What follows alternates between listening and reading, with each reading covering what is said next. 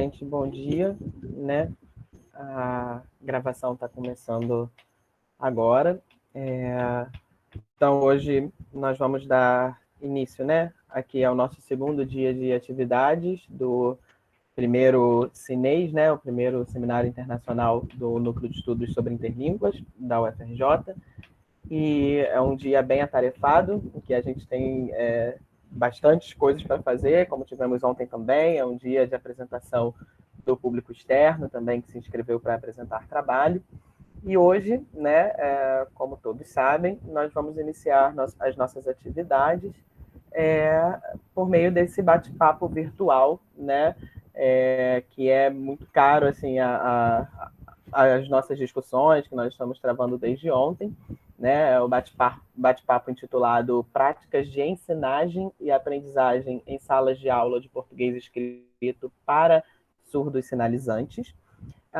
E quem estará à frente, né, desse momento agora inicial do nosso segundo dia de evento são as professoras Daniele Lins e Rossana Alves. Bom, a professora Daniele Lins atualmente é professora do quadro efetivo de Português e Literatura no Instituto de Educação de Surdos, no Departamento de Educação Básica. Ela possui graduação em licenciatura em Letras, Português e Inglês pela Universidade Federal Fluminense, especialização em Educação Bilíngue para Surdos pelo INES e em Orientação Pedagógica em Português como Segunda Língua para Estrangeiros pela PUC-Rio. Além disso, a professora Dani Lins, né, a Daniele Lins, que a gente carinhosamente chama de Dani Lins, é o costume, né, ela também é mestre em estudos linguísticos pela PUC-Rio, tendo pesquisado questões relacionadas ao ensino de português como segunda língua, e atualmente realiza seu doutorado na Universidade de Campinas, né, na Unicamp, em Linguística Aplicada.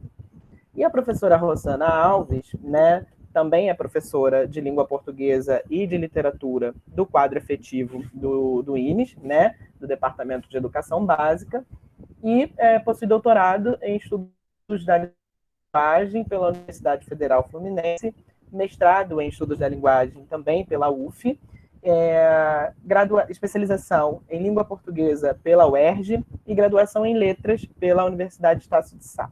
A professora Rossana Alves é integrante do grupo Discurso e Gramática, o DIGUF, e do grupo Estudos em Ensino-Aprendizagem de Língua Portuguesa e Literatura para Surdos. Bom, então, tendo apresentado brevemente, né, as nossas duas convidadas especiais para compor a nossa atividade inicial, né, segundo evento, eu as convido a começarem suas falas. Vocês terão por volta de uma hora, e depois nós abriremos para a pergunta do público externo. Tá certo? Certo.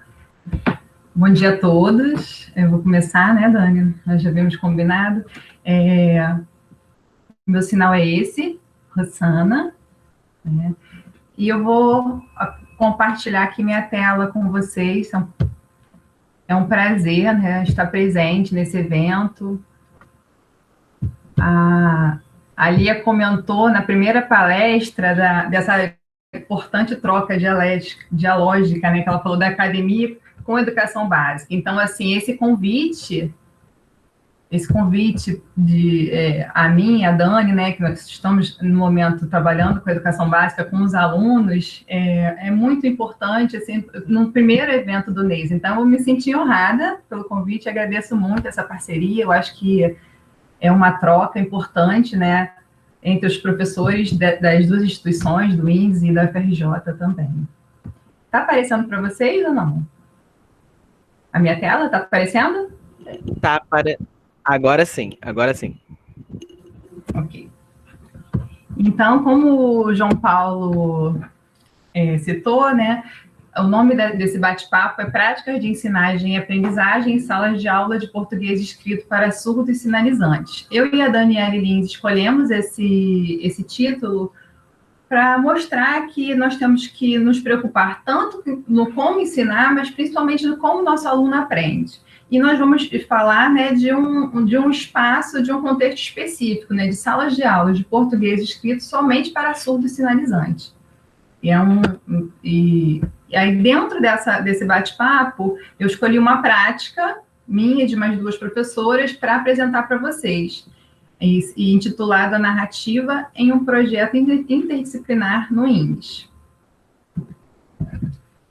O projeto no qual essa minha prática está inserida, ele faz parte da professora de Libras, Camila Nascimento, e a professora de Arte, Lúcia. Nós três trabalhávamos juntas em 2019 no 6º ano do ensino fundamental do INES. Então, a partir de uma conversa, né, um convite acolhedor, nós pensamos em atrair esses estudantes para um estudo mais significativo. Então, como nossas disciplinas, sempre, assim, a gente parte do pressuposto de que todo conhecimento está conectado ao outro conhecimento, então nós fizemos uma reunião para pensar juntas, né, como dialogar em relação a Libras, Artes e Português nesse ano do 6º ano.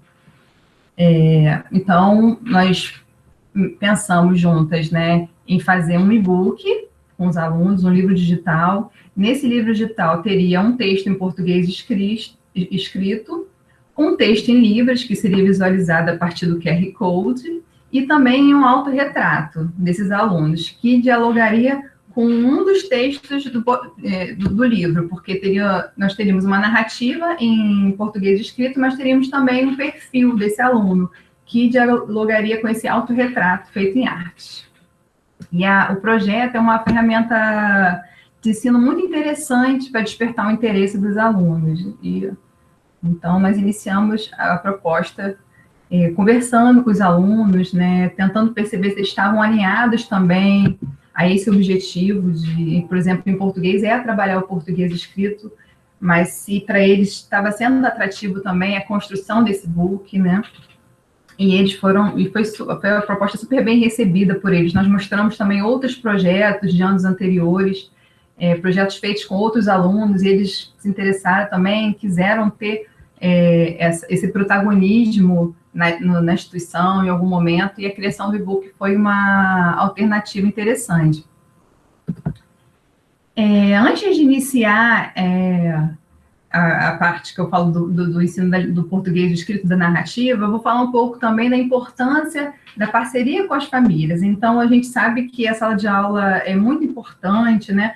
Mas o pós-aula talvez seja assim, o segredo do aprendizado. Então, a gente tentou envolver as famílias, né? Mostrando para elas como esse projeto seria realizado. Fizemos uma reunião apresentando um PowerPoint organizado, já com o início da proposta do projeto, com slides como esses, que buscavam promover, assim, bons hábitos parentais, mas também promover mais inputs do texto narrativo para esses alunos. Então, a gente tentou vender a ideia do porquê contar histórias aos filhos, né, nessa reunião, e falamos para eles, fortalece o vínculo familiar, ajuda no desenvolvimento da aprendizagem, ajuda a criar o hábito da leitura, gera autoconfiança. Fizemos uma conversa com essas famílias mostrando a motivação do projeto, né? Que o objetivo era o ensino do português escrito em língua portuguesa, da Libras, da narrativa em Libras, né? E dessa parte artística, mas que para isso era necessário uma parceria da família com a escola, com a instituição também. E, iniciando agora o foco na minha parte dentro do projeto, né, no ensino do português escrito, eu iniciei com os alunos retomando mapas mentais que já havia apresentado anteriormente para eles, né? Eu gosto muito de trabalhar com mapas mentais, porque o pensamento fica visualmente organizado, as cores também ajudam, e assim, a gente acredita que os mapas mentais ativam a memória, e a gente percebe, com esse recurso, com essa estratégia, uma facilidade para eles entenderem qual o objetivo daquele momento. Então, a partir desse mapa mental, né, maior, do tipos e gêneros textuais, nós vamos mostrar que o foco vai ser a narração, né, com diversos gêneros da ordem do narrar, como a piada, a lenda, a fábula e etc. Então, entendendo o aprendizado num contínuo, nós achamos importante verificar esse conhecimento prévio dos alunos, partindo das narrativas em Libras. Então, principalmente usando vídeos da TV Ines, né, que é uma escolha alinhada com a instituição na qual eu me insiro. Então, eu projetava vídeos da TV Ines e fazia perguntas em Libras sobre quem é o personagem, onde se passa a história, quando aconteceu a história, fazendo também, em alguns momentos, no caso aqui eu mostro uma produção de material própria, né, também em português escrito perguntas a respeito dessas narrativas em Libras, em que nós temos aí surdos protagonistas, e isso é muito importante para fortalecer a autoestima desse aluno. Então, a gente vai de um contínuo das narrativas em Libras até chegar nos inputs das narrativas em português escrito, trabalhando aqui as características da tipologia textual, principalmente, como é sexto ano, os elementos da narrativa. A seguir, nós pedimos que esse aluno, né, todos os alunos, na verdade, produzissem uma narrativa em Libras, uma narrativa individual, né, com algo interessante que ocorreu na vida deles. Antes disso, nós já conversamos, contamos histórias da própria sala de aula, histórias da vida do professor, né, que eles ficam curiosos, e mostrando que tudo isso são narrativas, né, são histórias que são contadas, que são importantes para a nossa interação. E a partir dessa produção individual dos alunos, essa produção individual é feita pela professora de português, foi feita por mim, né, com o celular mesmo, na sala de aula, uma coisa bem caseira. E, assim, depois esse vídeo é passado para a professora de Libras, que vai dar um refinamento, né, nessa narrativa em Libras, trabalhando com eles nos momentos dessa aula. Mas comigo foi apenas uma narrativa inicial, que eu busquei focar principalmente a coerência do texto, né, dentro dessa narrativa em Libras, a coerência textual, e fazer algumas perguntas. Então, eu projeto a foto do aluno, né, ele vê a sua narrativa sendo projetada, depois tem a foto dele com as perguntas, o que aconteceu na história, então a turma toda responde junto, quem participa da história, onde isso aconteceu. A gente percebe o interesse dos alunos com a história do amigo, eles querem saber corretamente o que houve. Às vezes eles participam também da história como outros personagens, contam histórias no campo de futebol no Ines, e eles têm uma outra perspectiva. A gente faz uma discussão em relação ao pensamento crítico. Então, quem está contando a história vê de uma maneira, o outro que está ouvindo já entende de outra maneira. Então, a gente faz toda uma discussão em relação a isso. E durante esse trabalho com os alunos, né, que a gente acha importante tanto esse impacto emocional do aluno se ver no quadro, se vendo protagonista da sua história, a gente vê também a importância dessa repetição contextualizada. Então, ele vai vendo a repetição de histórias parecidas dos colegas, inputs semelhantes também dessa narrativa. E ao longo desse trabalho, que é demorado, né, porque trabalhamos com todas as narrativas de todos os alunos, nós vamos retomando esses elementos da narrativa e modificando esse trabalho. Então, por exemplo, personagem, aquele aluno que contou a história, ele é personagem, então ele entra também como exemplo, né, fortalecendo a maneira do aluno entender o conteúdo que é esse personagem. O espaço também são espaços que são citados dentro da narrativa, e a gente tenta trabalhar com pedaços maiores de texto, né, com chunks. Então, na praia, em uma praia, na cidade, em uma cidade, na casa, em casa, prestando atenção a alguns detalhes que são importantes em livro. Então, por exemplo, na casa, que geralmente é a casa de outra pessoa, em contraste com em casa, que quando as pessoas usam geralmente em relação ao lar, né? Contextualizando também esses elementos de tempo, anteontem, ontem, hoje, para facilitar esse entendimento, né, desses elementos da narrativa. Aqui eu vou falar, assim, aí nós continuamos com os elementos de narrativa, né, narrador, enredo, mostrando aqui, por exemplo, no narrador, que essas imagens a imagem não é acessória para esse ensino do surdo, né, do aluno surdo. A gente precisa gastar um tempo procurando essa imagem. Aqui, essa imagem ajuda muito no entendimento de narrador-personagem e narrador-observador. Notem que nessa primeira imagem, nós temos alguém escrevendo no livro, né, e também atuando, agindo. Então, é um narrador, ele conta essa história, ele escreve a história, e ele também é personagem daquela história, né? Ele participa, o narrador, o personagem, em comparação ao narrador observador, que ele está contando a história e apenas observando. Então, as imagens, elas nos ajudam nesse trabalho com os alunos, em relação ao conteúdo. O outro exemplo também importante da imagem, que não é apenas um acessório, né, são tirinhas de linguagem não verbal, por exemplo, que aqui nós trabalhamos a apresentação, a complicação, o clímax e o desfecho. E, de novo, trazendo mapas mentais, uma forma, né, do mapas mentais, a gente sabe que não é a tradicional, que é do Tony Buzan, né, mas é uma forma também visualmente mais organizada de fazer uma síntese do que foi trabalhado com os alunos. Então, eu faço trabalho tanto assim, retomando quais são os elementos de narrativa, colocando nessa ideia central os elementos de narrativa, mas também colocando as histórias de cada aluno. Então, onde aconteceu a história do aluno A, do aluno B, do aluno C, e a gente aproveita essa estrutura para discutir diversos assuntos. Então, por exemplo, hipônimo e hiperônimo também é ótimo para ser trabalhado com mapas mentais. Outro exemplo de material didático para trabalhar são sistemas de simulações mais simples, né? Como nesse caso, que nós temos aí esses pedaços maiores de texto de um campo de futebol na sala de estar, que são expressões, né, construções, esses paramentos de forma e sentido citados nas narrativas dos alunos. Então, a gente vai reforçando, repetindo, né, de maneira contextualizada tudo o que foi mostrado nas narrativas e trabalhando essa diferenciação de tempo e de espaço, usando as cores também, porque a gente percebeu uma dificuldade muito grande nessa diferenciação entre os alunos. Aí nós chegamos nesse contínuo, né, da narrativas e livros, chegamos na narrativa em português escrito. Agora o aluno já tem uma ideia dos elementos da narrativa, ele já teve contato com essa tipologia, e nós vamos mostrar não apenas uma narrativa, diversas narrativas, né, é importante ter vários inputs, e se tiver um apoio, né, em vídeos, é importante também. Então, por exemplo, de novo, eu gosto muito da TV Inês, né, tem um programa Diário de Bel, em que ela vai falando um pouco sobre esse gênero textual. Aqui nós temos também a versão da Lenda da Mandioca em Libras, então nós vamos trabalhando com esses com texto em vídeo, trabalhando com o português escrito de novo, fazendo perguntas, retomando os elementos da narrativa, fazendo o trabalho de referenciação. Então, por exemplo, lá na questão 10, eles foram até a planta, eles enterraram, a gente faz o contraste, como é em Libras, né, que é um apontamento, como isso acontece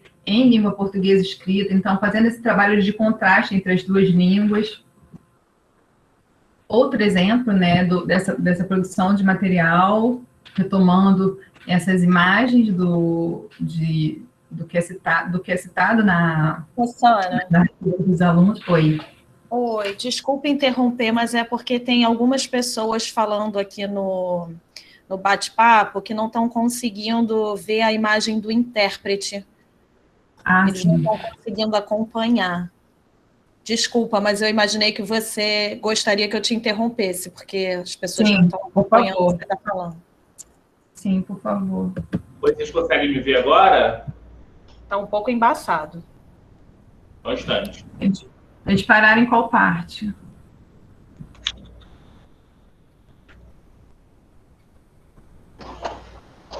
Melhorou? Lá naquela parte. Qual parte? Na parte da TV. Melhorou, Rafael.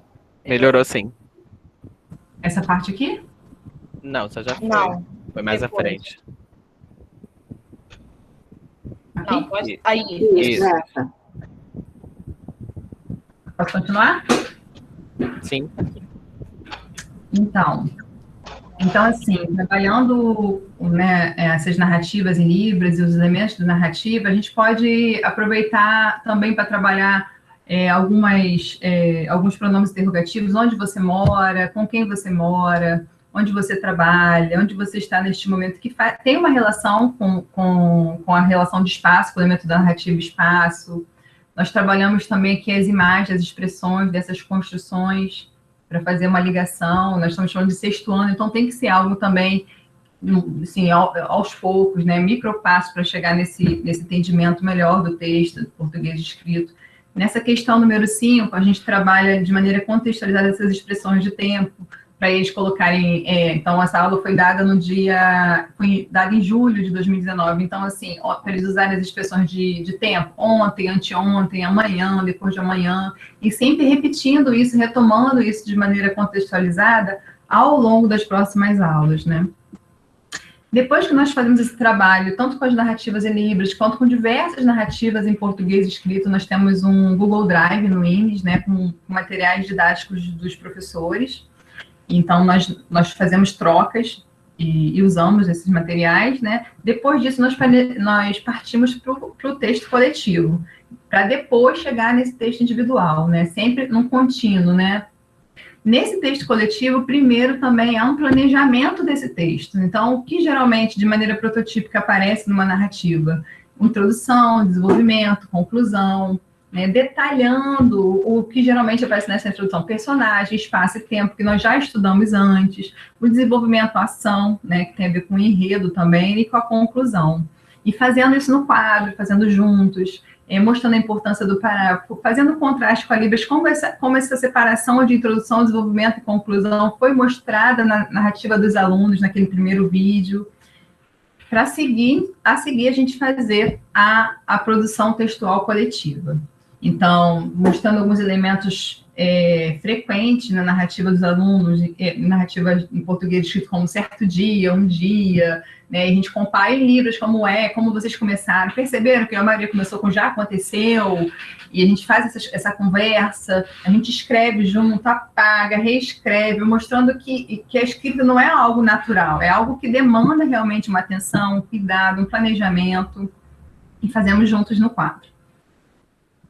Em seguida, a gente começa o planejamento desse texto individual, uma pré-escrita. Então, eu fiz um roteiro para eles, né, para eles definirem primeiro. Eles já fizeram esse planejamento comigo em Libras, e a gente vai começar a fazer esse planejamento em português escrito. Então, defino o que vai contar, na pergunta B. Dou um exemplo, né? Vou contar a história do nascimento do meu irmão, quem conta a história, ou qual é o narrador. Onde acontece essa história, sempre tentando usar uma imagem, um exemplo para facilitar esse entendimento. Quando, quais, a situação inicial, enfim, até chegar no fim da história. É um planejamento, né, já no texto escrito do aluno.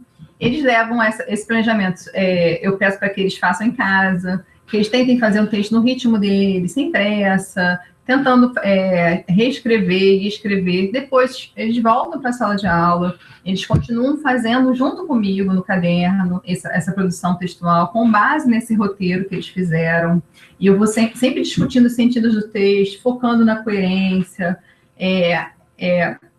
dando feedback positivo em relação às pequenas conquistas, e não enfatizando tanto os erros, porque eu percebo que quando fala de produção textual, não só os alunos surdos, mas até os alunos ouvintes, eles têm uma relação um pouco complexa, né? Então, assim, é importante a gente fazer todo um trabalho para criar um espaço favorável para essa aprendizagem, que eles se sintam confortáveis para errar, para acertar, né? E mostrar que reconhecer que essa dedicação, esses pequenos passos, eles vão avançando e vão tendo resultado, né? Depois que eles fazem essa produção textual no caderno, eles vão para o laboratório, né? No caso, no INES tem um laboratório de informática, e a gente começa a passar essa narrativa para o Word, e trabalhando alguns recursos tecnológicos que ajudam na construção desse texto, por exemplo, coisas básicas como clicar com o botão direito na palavra, até mesmo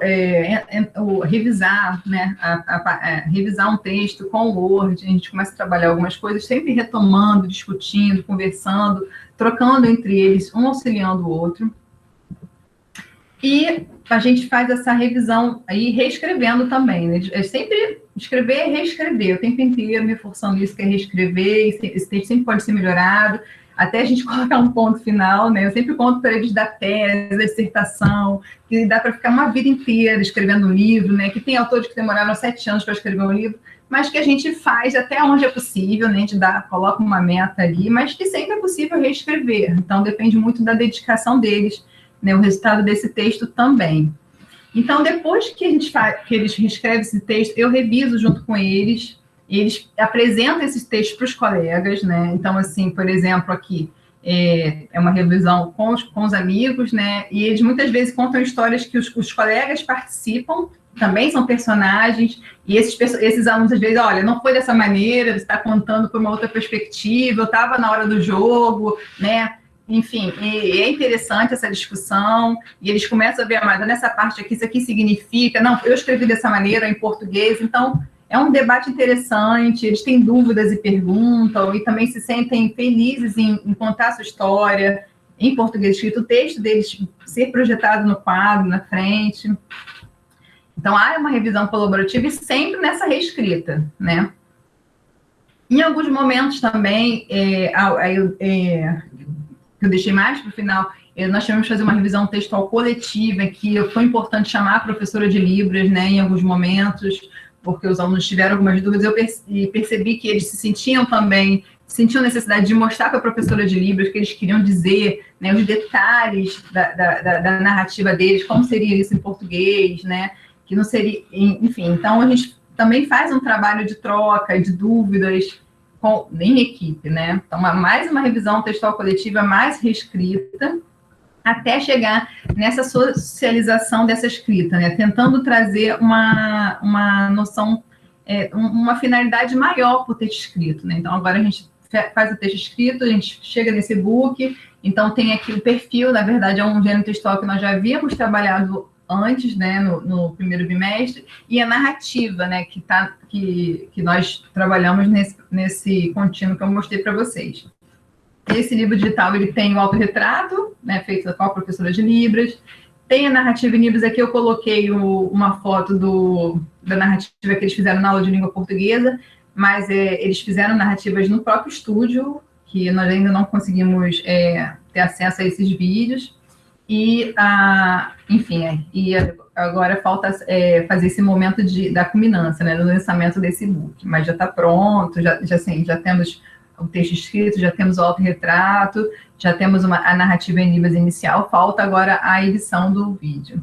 Então, esses são os desafios, acabando a apresentação, os desafios do projeto, o trabalho com usos básicos de informática. Então, eu percebi que era necessária uma parceria com outros profissionais, né, da informática educativa, ou um tempo maior, por exemplo, porque alguns alunos não sabiam ligar o computador, nunca tinham visto o Word, não sabiam mexer minimamente. Então, assim, foi um desafio, porque eu tive que pesquisar como ensinar algumas coisas para eles, o básico, né, porque era importante, não dá para pular, porque não faz parte do português escrito, é muito importante. Então, eu tive que parar para pesquisar como a melhor forma de ensinar. Então, fiquei um pouco insegura nessa parte, né, que eu não domino. E agora, no INE, chegou mais um professor, e esse professor vai trabalhar com informática educativa. Então, no próximo momento, no próximo projeto, eu já pretendo trabalhar, né, em parceria com ele. Também percebi que o tempo necessário para a edição dos vídeos de todos os alunos foi escasso, nós deixamos para o final do ano, e depois, no outro ano, teve o recesso, depois já veio a pandemia, então eu preciso estar mais atenta ao tempo da edição dos vídeos. Esses foram os desafios do projeto. E os pontos positivos, né? Aqui eu trouxe a foto de um aluno, esse aluno pediu para tirar uma foto comigo, achei interessante isso, ele queria mostrar a foto dele e do texto dele para a mãe dele, então eu trouxe essa foto que eu achei que mostra como os alunos se interessaram, ficaram felizes escrevendo, por mais que escrever não seja algo natural, que demanda um esforço, né, uma dedicação muito grande, eles estavam empolgados, né, durante essa escrita. Então, eu trouxe essa foto para mostrar isso. Aqui é a foto de uma aluna que, aqui no dia da gravação do estúdio do INES, né, ela tinha treinado, falou para mim que treinou bastante. No dia, ela estava toda maquiada, a minha irmã é maquiadora, então eu pedi para ela nesse dia para maquiar os alunos, para causar esse impacto emocional. A gente sabe que o impacto emocional ele vai gerar memória também desse aprendizado, então nada é à toa.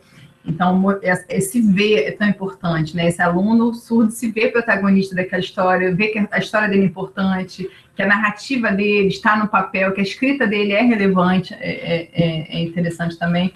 Aqui eu trouxe um print no status, porque o aluno, eu sempre pedia para eles usarem, que estavam aprendendo comigo, e esse aluno, no dia que nós estávamos trabalhando essa questão de espaço e tempo, ele publicou no status dele, né? Ontem no campo de futebol. E eu dei esse feedback imediato, né, positivo para ele. Gostei da legenda, usou ontem tempo no campo no campo de futebol, espaço, lugar. Então, assim, os alunos realmente, é um resultado parcial, mas os alunos estavam felizes, me cobravam quando é sua aula, professora. Então, assim, eu percebi um resultado interessante com o projeto. Então, então, os pontos positivos. Reconhecimento de pequenas conquistas relacionadas ao conhecimento formal, do tipo textual narrativo, maior cooperação, interesse e participação dos alunos nas atividades com esse projeto. As referências, né? E é isso que eu queria entregar. Obrigada. Obrigada pela atenção. Não sei se eu falei muito rápido. Obrigado, Rossana. Eu gostaria agora, então, de passar a palavra para a professora Daniele.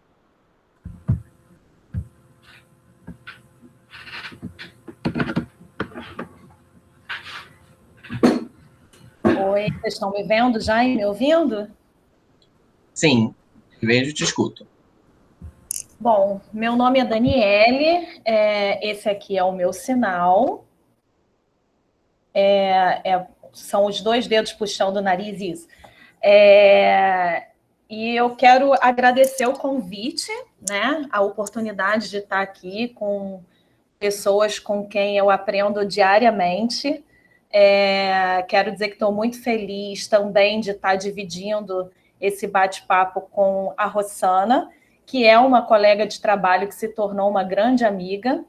E eu admiro muito o trabalho da Rossana, a gente sempre discute, sempre aprende uma com a outra, e é muito legal ter esse espaço de troca, né?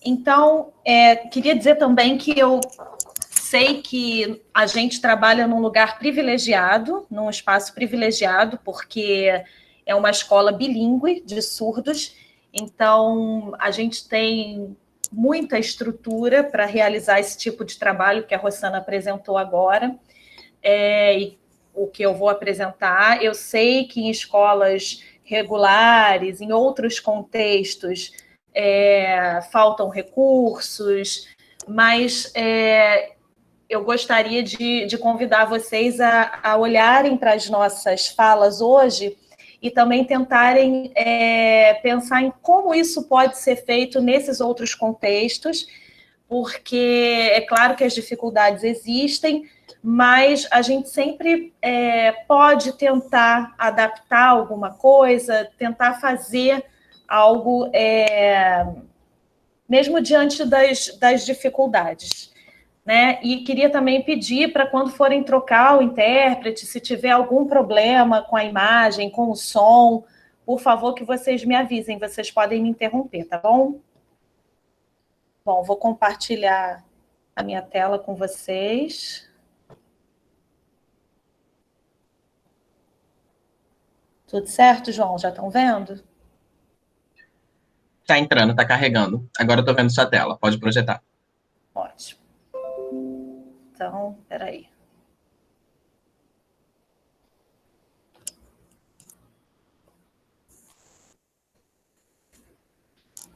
Bom, a Rossana já falou sobre o título da nossa palestra, né, do nosso bate-papo, Práticas de Ensinagem e Aprendizagem em Salas de Aula de Português Escrito para Surdos Sinalizantes. E a gente escolheu ensinagem e aprendizagem justamente para focar nessa interação, né? Eu tentei demonstrar isso com essas setas todas aqui, a interação que acontece entre todos que estão participando do processo, do ato de ensinar e do ato de aprender. Existe um histórico de modificação dos termos, né? Primeiro era só ensino, depois ensino e aprendizado, porque se queria focar no aprendizado também, depois aprendizagem, porque o agem, né, dá a ideia do processo, e agora o termo ensinagem, que por si só bastaria, não precisaria usar aprendizagem, só ensinagem, porque o ato de ensinar compreende também o ato de aprender. Mas nós escolhemos incluir as duas coisas no nosso título, ensinagem e aprendizagem, embora elas possam ser teoricamente talvez conflitantes, porque a gente queria justamente problematizar essa questão, né? É tudo misturado, tudo acontece ao mesmo tempo. As bases para as minhas aulas são da linguística aplicada indisciplinar, que é uma área de constante questionamento, então isso me permite questionar a minha prática o tempo todo. Eu geralmente utilizo vários métodos que se adequam melhor, né, a cada grupo, a cada aluno, que eu julgo se adequarem melhor. Trabalho com a perspectiva dialógica e com os gêneros discursivos de Bakhtin, ou seja, os enunciados, né, tudo que se produz está sempre respondendo a um enunciado anterior, a alguma voz da sociedade, enfim.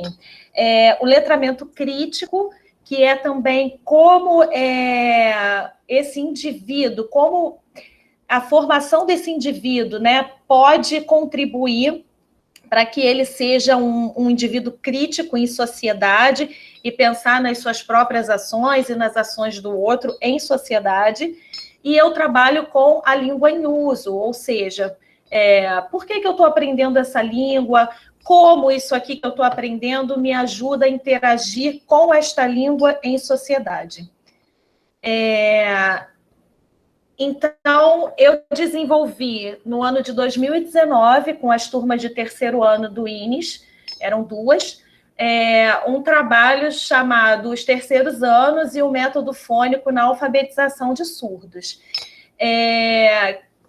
Foi um trabalho pautado no plano de curso do INES, da terceira série do ensino médio, e aí é um pouco diferente da realidade da Rossana, né, que trabalhou nesse projeto com o sexto ano, e parte do plano de curso da terceira série do ensino médio do INES é o gênero textual redação de vestibular do tipo dissertativo argumentativo, que é bastante utilizado, aliás, é o tipo de redação pedido no Enem. E o tema, né, a motivação da redação que eu vou apresentar para vocês agora foi o Plano Nacional de Alfabetização de 2019.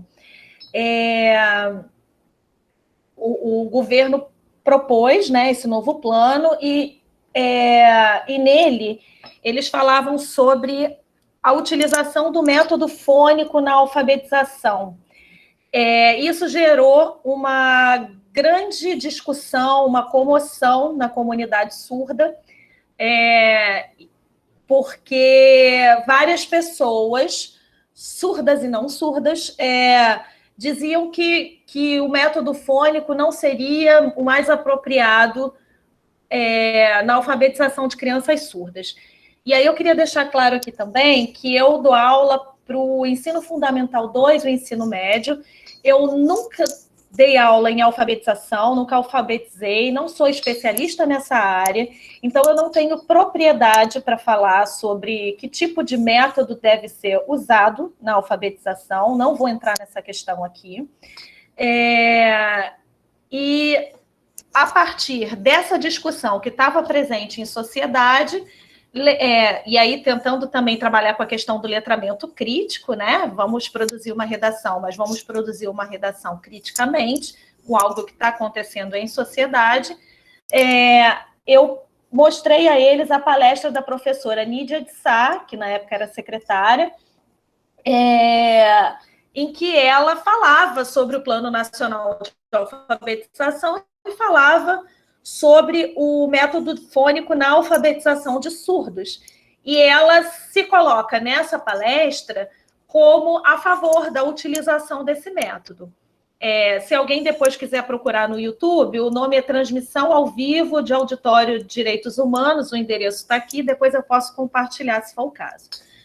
Vou mostrar primeiro a proposta de redação e depois eu vou dizer como eu cheguei até essa proposta.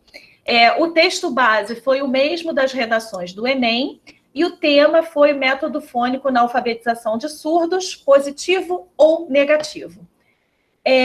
Os textos motivadores foram um trecho do PCN de língua portuguesa, né, que fala sobre alfabetização e ensino de língua, uma notícia do G1, em que o MEC afirma que o Plano Nacional de Alfabetização não determina especificamente nenhum método,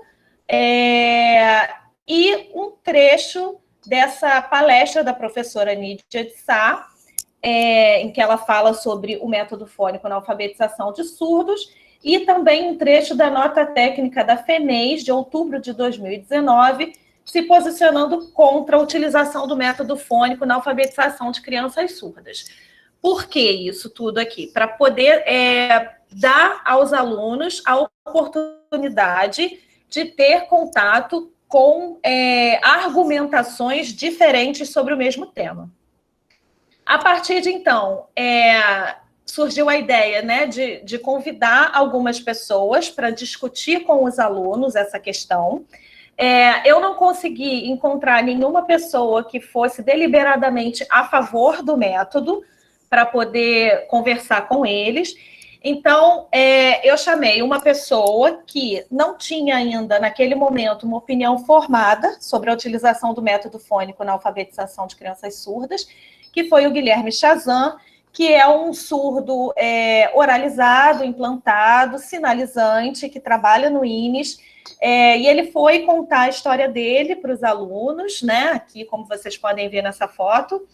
E aqui ele coloca que ele não tem opinião formada porque ele não conhece todos os métodos de alfabetização, ele não é especialista da área, então ele ainda ele se colocou numa posição de análise ainda daquela discussão toda. Convidei também a professora Patrícia Rezende Curione, que é uma surda sinalizante. Ela falou sobre a história dela, da família dela, que é uma família de surdos. Ela tem filhos ouvintes, mas ela e o marido são surdos. Ela milita há bastante tempo, né, na comunidade surda, está envolvida em várias questões, ela trabalha com as políticas linguísticas, né, da comunidade surda, e ela foi conversar com os alunos e ela se posicionou contra o método. E convidei também o professor Tiago Ribeiro, que é professor do INES, e trabalha com alfabetização, tem uma extensa experiência em alfabetização de crianças ouvintes e surdas. Ele se posicionou contra o método, porque, na verdade, ele defende a desmetodização, ou seja, o não método, né? Você escolhe métodos variados de acordo com a realidade que você tem naquele momento, mas ele foi na posição de especialista para falar sobre todos os métodos disponíveis, né? Os mais utilizados. Então, ele falou sobre o método fônico, ele falou sobre o método da historieta, o método da soletração, o método da silabação, enfim, não foram só esses, mas eu trouxe só alguns exemplos. Em seguida, eu apresentei para eles a situação-problema. Qual era a situação-problema? Essa discussão em sociedade, né, sobre o método fônico na alfabetização de crianças surdas.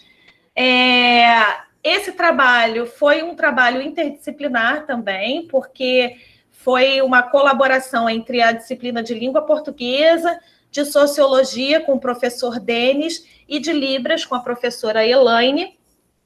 Nas aulas de Libras, eles tinham a oportunidade também de conversar com a professora Elaine, né, de discutir entre pares surdos, né, e em Libras também, enfim, toda a questão. O professor Denis, com a parte de sociologia, entrou justamente também para mostrar que, embora a gente esteja falando de ciência, de dados, né, que existem argumentações tanto para um lado quanto para o outro, tanto a favor quanto contra, e que, dependendo do nosso posicionamento, a gente pode lançar a mão de argumentos a favor ou argumentos contra. Para relativizar um pouco, para também não enviesar a opinião dos alunos, né? Para eles ficarem livres para se posicionarem da forma que eles quisessem.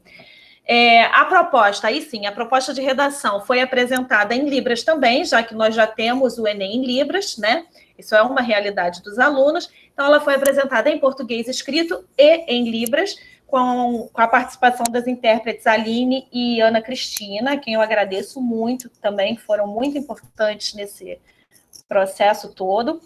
Depois desse dia das discussões, nós tivemos várias aulas de debate, de análise das argumentações de cada convidado. Nessas atividades, por exemplo, nessas fotos, eles estão vendo tirinhas, né? Eu coloquei os argumentos de todos os convidados em papéis para eles poderem selecionar. Esse argumento aqui, quem foi que falou? Foi o Guilherme? Foi a Patrícia? Foi o Tiago? E esse argumento é contra, é a favor, é neutro? Enfim, nós realizamos a discussão, né? E eu optei também pelas tiras de papel para possibilitar essa dinâmica, né? Deles levantarem, deles conversarem, deles terem que discutir com outros colegas, enfim. A partir disso, eles fizeram uma tempestade de ideias. Eu pedi para eles colocarem no papel tudo que eles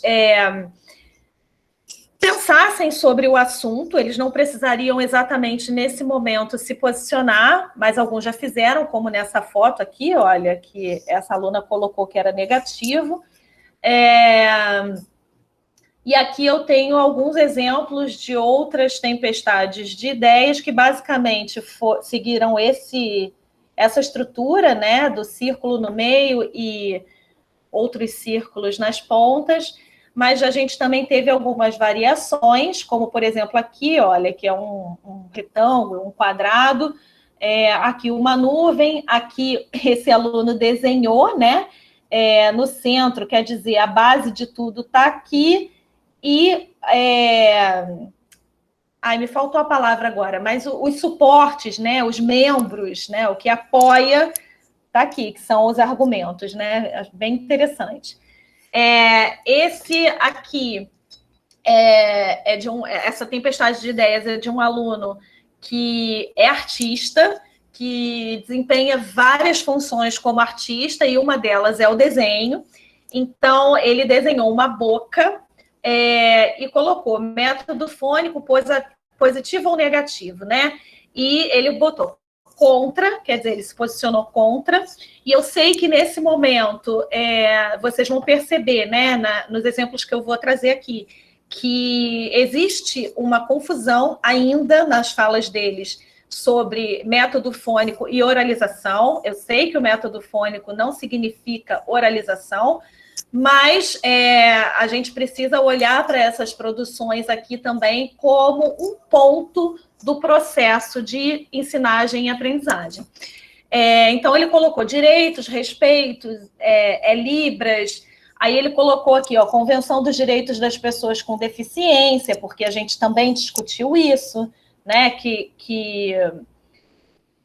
confere a essas pessoas o direito de decidir, né, sobre as suas vidas, foco em quem aprende e como aprende. Isso aqui vem da argumentação de um dos convidados.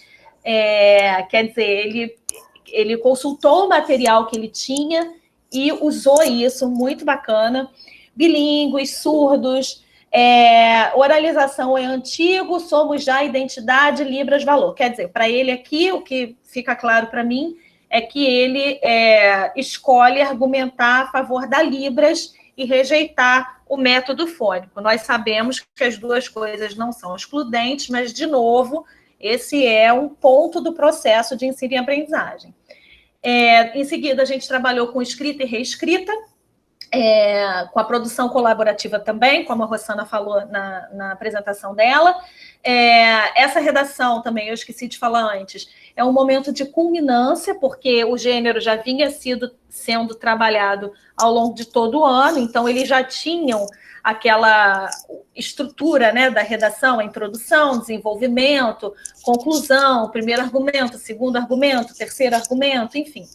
Então, esse projeto foi um momento de culminância.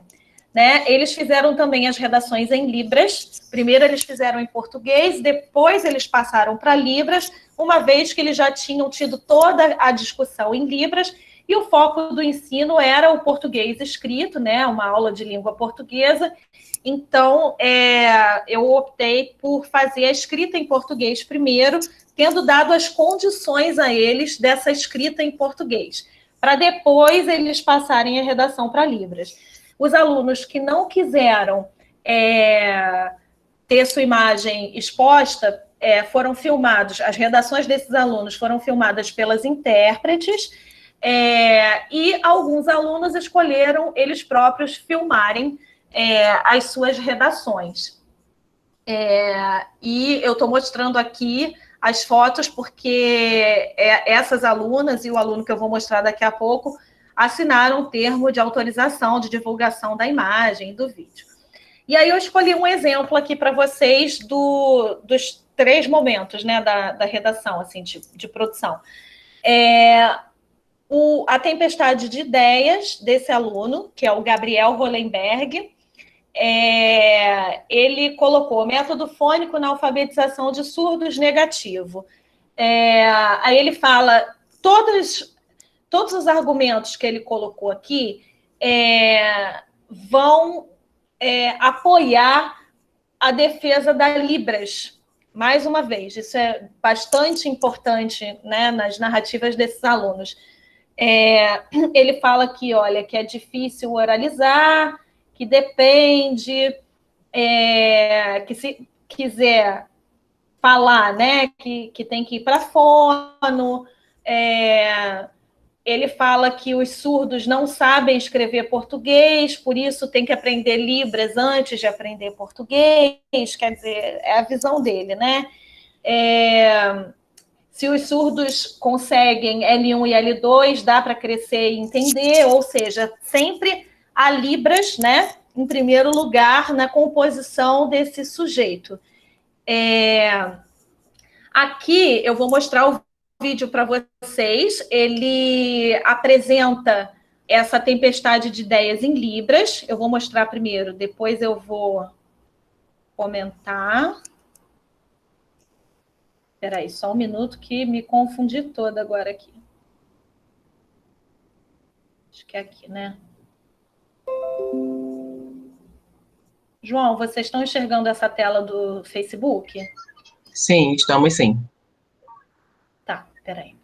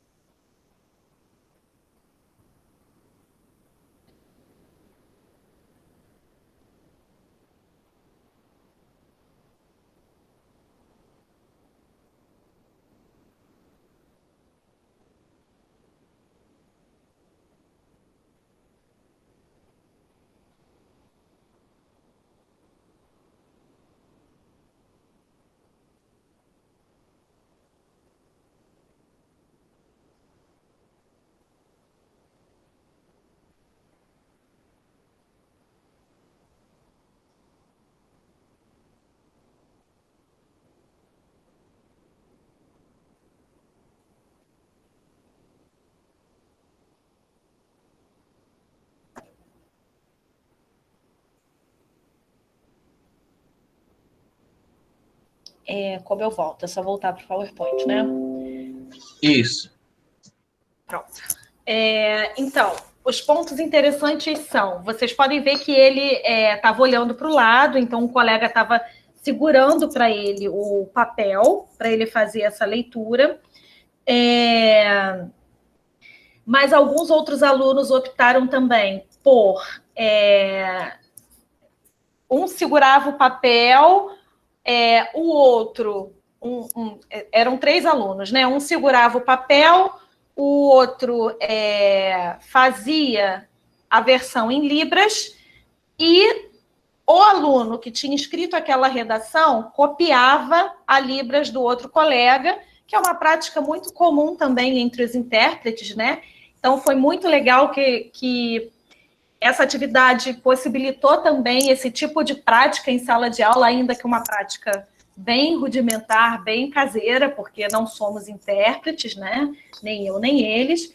Mas foi muito legal todo esse processo também de aprendizagem. E aqui vem a redação que ele produziu em língua portuguesa escrita. Eu quero deixar claro que a gente trabalhou com o processo de escrita e de reescrita, mas eu trouxe a redação do Gabriel justamente porque foi uma redação em que eu intervi pouquíssimo. Ele usou estruturas como é fundamental que, porque foram instrumentos, né, input que ele recebeu ao longo das aulas.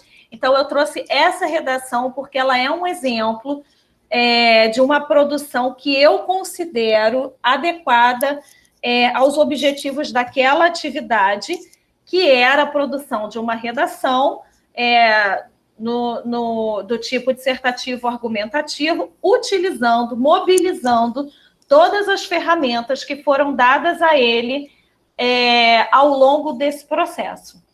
E eu vou ler para vocês, porque é bem legal de ver. Ele colocou: é fundamental que a comunidade surda tenha a sua primeira língua materna como a aquisição principal. Leva o seu desenvolvimento. Após a aquisição da sua língua materna, é possível evoluir a sua língua segunda. Ou seja, essa é a defesa dele, essa é a ideia principal, está ali no primeiro parágrafo. A sua aquisição começa com a identidade surda, que é identificada desde o contato com a comunidade surda. É necessário ter a sua família e sua escola com contato da língua materna do surdo. Quer dizer, língua materna, uma coisa que também foi falada durante as discussões, né? Essa consciência linguística também. E aí, quer dizer, o primeiro argumento dele é que para se colocar em contato com... Para que esse indivíduo tenha contato com a Libras desde cedo, é importante que ele frequente a escola, é importante que a família saiba Libras, né? Que tenha essa identidade surda. O parágrafo seguinte: o método fônico pode ter um resultado positivo e negativo com relação à educação. Quer dizer, ele está considerando ali que depende, né? A situação depende. É importante que foquem na língua portuguesa como alvo para ser aprendida. A comunidade que não teve contato... Só um minutinho que eu estou com dificuldade para ler. Que não teve contato... Não estou entendendo o que está escrito ali agora. Não teve contato das palavras... sonoro, lembrei. Não teve contato sonoro das palavras, terá dificuldade de evoluir e ficará para trás. É necessário que uma criança surda acompanhe a sua língua materna junto com sua língua segunda. Quer dizer, ele coloca a importância, mais uma vez, da língua materna, da Libras, para que esse indivíduo não fique para trás, né, usando as palavras dele. O papel do professor é educar os surdos com língua confortável, que é a materna. Outra coisa que entrou pelas discussões, né? Que eu frisei bastante que a língua materna era a língua de conforto, então ele colocou com língua confortável, que é a materna. para que tenham o acesso ao aprendizado e, segundamente, à língua portuguesa. O dever do Estado, olha a proposta de intervenção, o dever do Estado, investir na educação bilíngue com professores capacitados e conscientes o suficiente para educar. O método fônico não deveria ser tratado como o alvo para a educação. A comunidade surda, sua língua materna e a identidade surda é a chave para a evolução dos surdos. Com a comunidade surda, a Libras, acho que ele escreveu o Libras, e a identidade surda, os surdos vão longe. Esse trabalho está todo exposto numa página do Facebook chamada INES 2019, os terceiros anos e o método fônico na alfabetização de surdos. É um conteúdo todo bilíngue, né? Está tudo em português e em Libras. Vocês podem dar uma olhada lá se vocês quiserem. Essas são as minhas referências bibliográficas. Muito obrigado, Dani. Obrigado, Rosana, também. Assim, obrigado por terem aceitado o convite, né, de vir aqui para compartilhar, né, conosco as metodologias que vocês têm empreendido nessa empreitada, né, no terreno da educação básica, muitas das vezes sem muito amparo, né, a respeito de como proceder, e a gente entende bem o que é isso, né, e assim, eu achei super interessante as propostas de vocês, né, conheço um pouco do trabalho do INES, porque fui estagiário lá, de língua portuguesa, né, durante todo 2019 e 2020, e agradeço. Eu tenho uma pergunta, assim, o público não manifestou nenhuma pergunta no chat, né, eu particularmente tinha uma pergunta e a professora Lia também, né, tá até com a mão levantada. Então, eu vou deixar que a Lia fale primeiro e depois eu faço a minha pergunta. Temos também a sinalização de uma pergunta no chat, né, a Clarissa indicou, então depois vamos manter essa ordem, tá? A Lia, eu, depois a Clarissa, certo? Aí a Clarissa pode escrever a pergunta dela no chat, ou se ela preferir, ela pode sinalizar também com a interpretação para a voz, tá bem? Na verdade, eu tenho tantas coisas a dizer para vocês, meninas. Eu fiquei aqui analisando cada palavra que vocês disseram.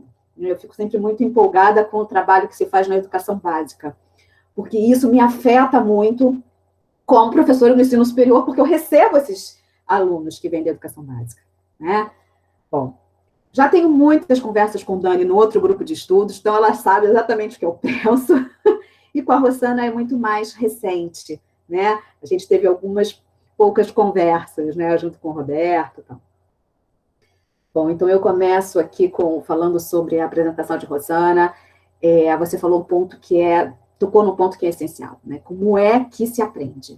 E Dani também falou isso, né? Se a gente não sabe, se o professor não sabe como é que se aprende, né? Vai ficar capenga. Não é só saber, né, ensinar, tem que também saber como é que indivíduos aprendem, né? Que processos estão sendo recrutados quando a gente está aprendendo alguma coisa. E não só língua, mas qualquer coisa, né? Rosana, você falou dos trabalhos com os chunks, com as construções, e eu vi isso, você mostrou, né, de forma bem clara, não trabalhar com a palavra isolada, né? Mas o que está sendo combinado ali com a palavra. Então, tem lá a preposição junto com o item mais lexical, que tem um significado muito mais saliente, né? Mas não quer dizer que o item que tem um significado menos saliente não deva estar ali junto, combinado. Então, isso é um trabalho importante, né? A integração dos itens. Você falou de que a imagem, né, não é acessório. Não é. E a gente bate muito isso lá no curso de licenciatura e de bacharelado, né, na UFRJ. Tem que ter imagem, mas ninguém diz como é que se usa a imagem, como é que se combina, porque imagem também tem de ser também é preciso ensinar como se ler imagem. Imagem é texto, né? Então, está ali tudo combinado, né? Se você quer usar imagem junto com o texto, elas têm de estar casando, né? Ótimo a sua inserção desse tema. Você falou que, né, mostrou para a gente um trabalho contrastivo, que também é importante, né, a Libras e português. Você trabalha com reescrita, porque escrita não é natural para ninguém, né? Uma coisa que a gente repete também nos cursos de formação de professores, né? Não é só para surdos que escrita não é natural, escrita não é natural nem para ouvintes, não há nada de natural nesse processo. Então, de fato, né, se o professor sabe como se aprende, e aí você falou do papel da experiência, que deve ser frequente, que deve ser gradual, co-ocorrente, né? Para quê? Para que a ativação da memória, né, se processe, né? E a gente vê, então, que você se apoia em pressupostos teóricos, né? Isso é fantástico. Não tenho perguntas agora para vocês, a gente nem tem tempo, daqui a pouco começa a palestra de Roberto, mas eu fiz essa análise breve aqui da tua apresentação, gostei muito. Dani, eu já conheço, já sei o que ela pensa, já sei bem... Nada. O seu feedback é muito importante, eu te admiro muito. Obrigada. E os textos daquele e-book que vocês apresentaram ontem colaboraram muito para eu refletir sobre a minha prática também, é uma troca muito importante, é muito bom para mim, né, para os professores da educação básica terem também um grupo focado nesse trabalho teórico que dá base para o nosso trabalho também prático lá no INES. Obrigada. Obrigada, João Paulo, também, né? João Paulo, Roberto. João Paulo, eu conheci há pouco tempo também, né? Eu acho uma fera. Eu acho o João Paulo, gente, eu no mestrado eu era tão tímida, o João Paulo é tão, né? Tão pesquisador, já tão acadêmico, enfim. O tempo está acabando. Dani, você tocou em vários pontos, e eu vou aqui reforçar, de que a gente não deve demonizar os métodos, né? Métodos, de fato, são importantes, sim, né? Mas a gente saber quando escolher um e outro e usá-los de forma simultânea, né? Primeiro um, depois outro, e não ficar focado apenas em um, mas métodos são, sim, importantes, né? E eu tinha uma pergunta, né? Eu queria saber como é que você conduz a atividade de leitura, porque você trabalhou com 4 ou 5 textos diferentes. E eu tenho pensado muito nisso, né? E escrevi um último artigo que foi publicado justamente pensando nas atividades de leitura. Eu tenho a impressão de que não se trabalha a leitura, né? Ou não sei exatamente como se trabalha a leitura na educação básica.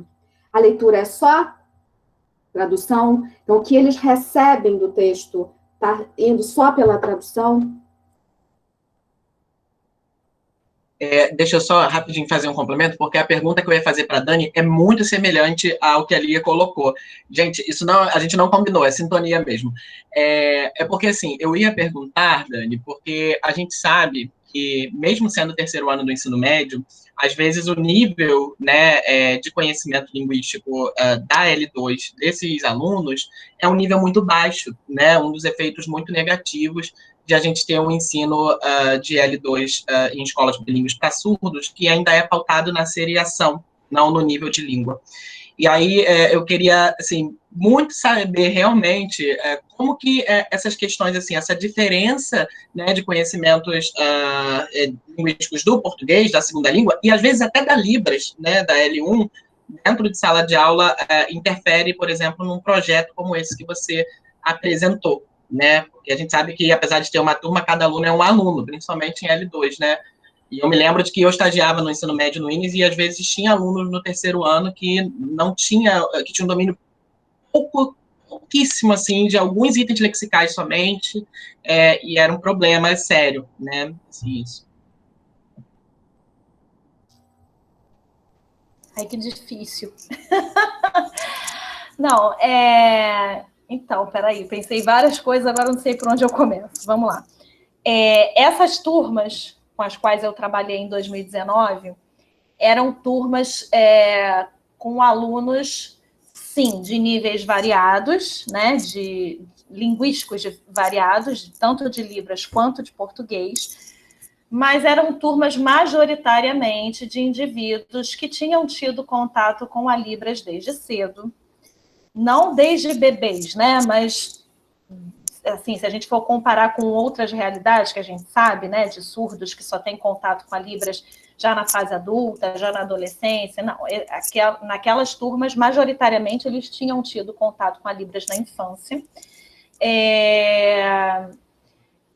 E eu acredito piamente que a gente está vendo, não sei se a Rosana concorda comigo, mas que a gente está vendo eu não sei se eu posso usar essa palavra, que eu não gosto muito disso, mas, enfim, uma evolução. Eu só posso falar do ensino da manhã, porque é a realidade que eu conheço, eu não sei como está à noite no INES, mas a gente tem visto uma evolução nas turmas da manhã, como resultado mesmo de toda a política linguística que a comunidade surda vem implementando. Esses alunos têm tido acesso à língua de sinais com mais frequência, ainda que a gente saiba que a realidade não é a ideal.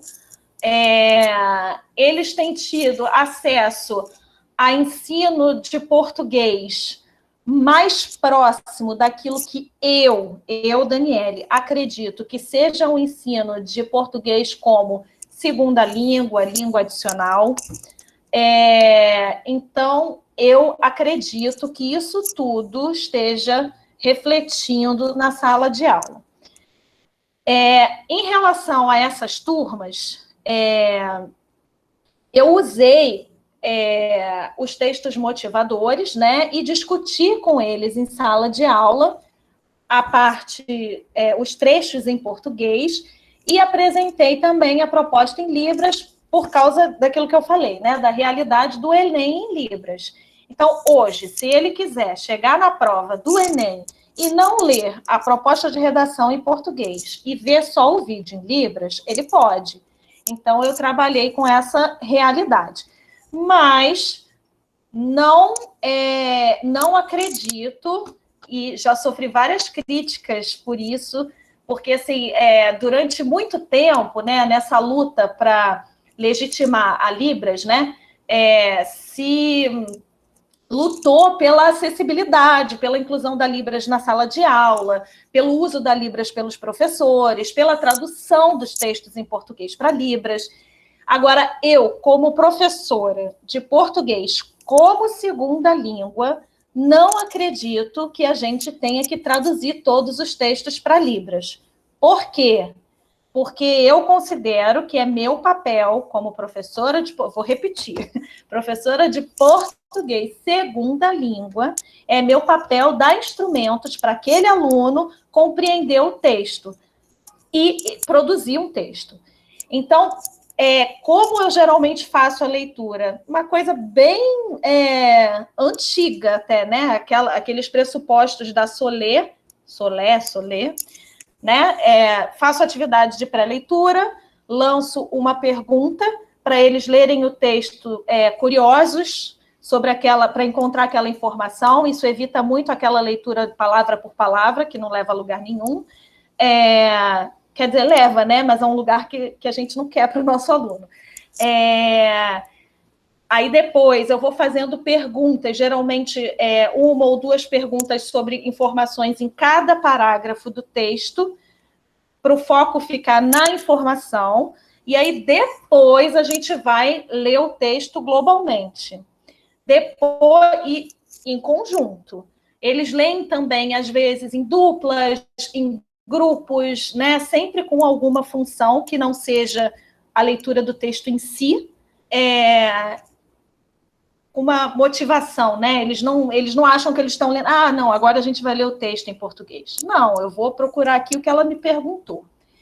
E aí, depois disso, aí sim, a gente vai para a interpretação de texto com perguntas em português escrito, e aí, nesse momento, já está muito mais facilitado por conta dessa leitura toda. Então, eu não preciso traduzir o texto pura e simplesmente para Libras. Eu posso habilitar o meu aluno de segunda língua a ler aquele texto, dando instrumentos para ele.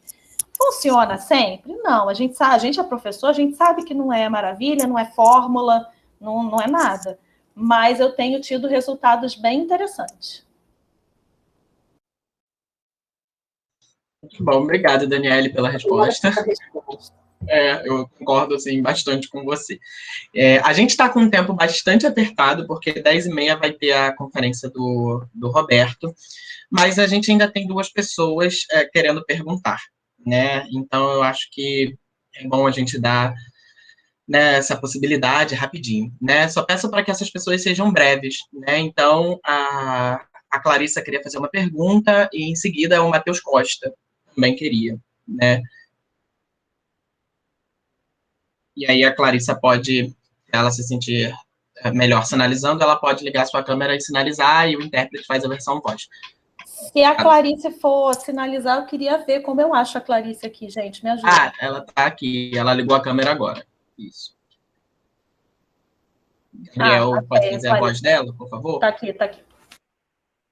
Eu gostaria de fazer uma pergunta com referência às crianças surdas que estão em casa nesse tempo de pandemia.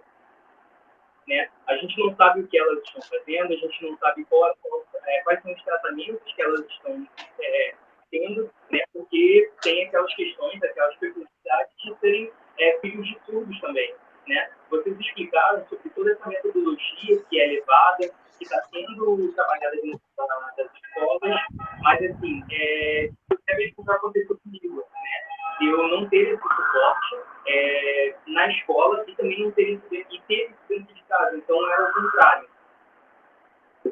Então, por exemplo, quando eu mesmo fui fazer entrevista com crianças e adolescentes, eu fazia umas perguntas que eles não sabiam, e aquilo me deixou complexo, porque eu não sabia o grau de dificuldade que os alunos tinham com português. Isso tudo aconteceu na entrevista, né? E aí eu tentei dar algum exemplo, tentar mostrar a minha experiência para que eles pudessem, enfim, vencer essa barreira e dizer que eles eram possíveis também. E a gente sabe que muitos professores não têm essas estratégias.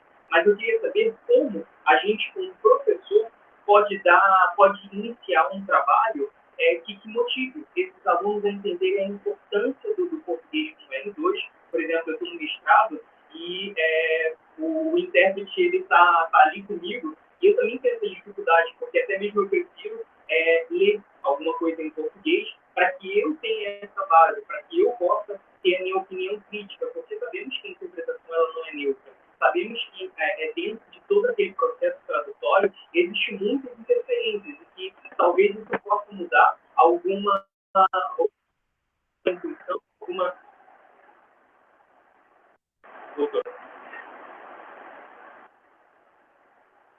Porque a gente sempre fica com isso, né? O intérprete tem que me ajudar, ele tem que traduzir. Não, ele tem que fazer o papel dele, sim. Mas ele também, o aluno, precisa produzir o seu próprio texto. Ele precisa ser autor desse texto. Ele precisa ter a sua participação, né? E não só surdo, o ouvinte também tem muitas dificuldades, né? Há pouco tempo, eu percebi, né? Ali ela falou sobre a imagem, né? A imagem e o texto. E a imagem, ela tem o seu poder. A imagem não é um texto. A imagem, ela fala por si só. E a gente não pode colocar apenas uma imagem e um texto de forma isolada. Às vezes você tem um texto que não condiz com a imagem. E o aluno ele fica perdido com tantas informações. Então, trabalhar apenas com imagem não sempre é eficaz, né? E a gente fica sempre nessa metodologia que está sendo trabalhada há muito tempo, que a imagem ajuda o aluno surdo, que a imagem está ali para auxiliar, mas acaba que não auxilia, ao contrário, né?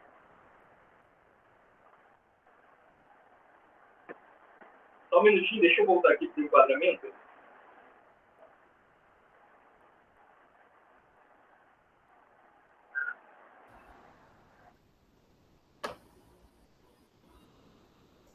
Posso?